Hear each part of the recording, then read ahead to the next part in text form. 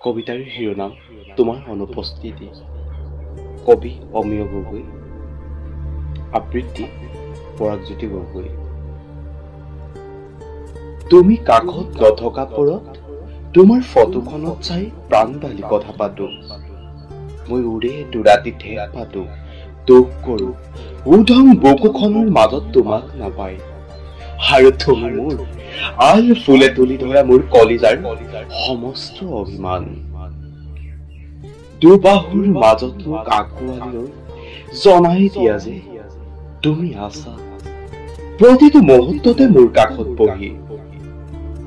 তুমি আছা প্ৰতিটো মুহূৰ্ততে মোক চাই। তুমি কাষত নথকা পৰত মাজৰাতি সাৰ পাই কেতিয়াবা উচপি উঠো মই। গধুৰ হৈ যায় প্ৰতিটো ঘণ্টাৰ বৃথাত, বৈ যায় সময়বোৰ দুচকুৰ মাজেৰে নিগৰি অহা চকু পানীৰ সোঁতত।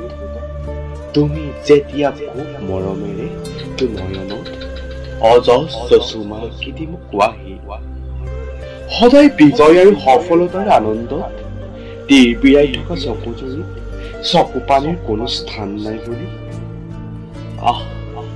ইমান ভাল লাগে তেতিয়া, বুজি পাওঁ কিমান ভাল পোৱা তুমি মোক।